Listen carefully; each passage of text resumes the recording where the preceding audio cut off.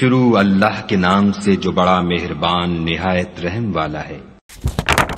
وہی تو ہے جس نے سورج کو روشن اور چاند کو منور بنایا اور چاند کی منزلیں مقرر کی تاکہ تم برسوں کا شمار اور کاموں کا حساب معلوم کرو۔ یہ سب کچھ خدا نے تدبیر سے پیدا کیا ہے۔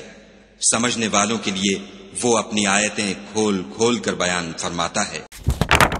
اور اسی نے تمہارے لیے رات اور دن اور سورج اور چاند کو کام میں لگایا اور اسی کے حکم سے ستارے بھی کام میں لگے ہوئے ہیں۔ سمجھنے والوں کے لیے اس میں قدرت خدا کی بہت سی نشانیاں ہیں۔ اور وہی تو ہے جس نے رات اور دن اور سورج اور چاند کو بنایا۔ یہ سب یعنی سورج اور چاند اور ستارے آسمان میں اس طرح چلتے ہیں گویا تیر رہے ہیں۔ کیا تم نے نہیں دیکھا کہ جو مخلوق آسمانوں میں ہے اور جو زمین میں ہے، اور سورج اور چاند اور ستارے اور پہاڑ اور درخت اور چارپائے اور بہت سے انسان خدا کو سجدہ کرتے ہیں، اور بہت سے ایسے ہیں جن پر عذاب ثابت ہو چکا ہے، اور جس شخص کو خدا ذلیل کرے اس کو کوئی عزت دینے والا نہیں۔ بے شک خدا جو چاہتا ہے کرتا ہے۔ بھلا تم نے اپنے پروردگار کی قدرت کو نہیں دیکھا کہ وہ سائے کو کس طرح دراز کر کے پھیلا دیتا ہے، اور اگر وہ چاہتا تو اس کو بے حرکت ٹھہرا رکھتا، پھر سورج کو اس کا رہنما بنا دیتا ہے۔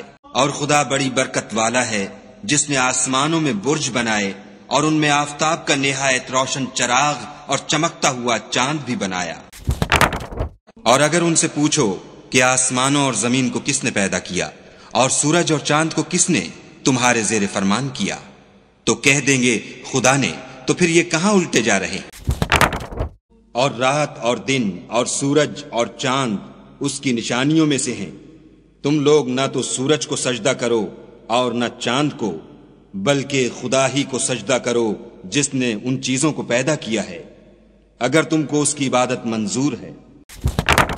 اور چاند کو ان میں زمین کا نور بنایا ہے اور سورج کو چراغ ٹھہرایا ہے اور آفتاب کا روشن چراغ بنایا۔ جب سورج لپیٹ لیا جائے گا، سورج کی قسم اور اس کی روشنی کی،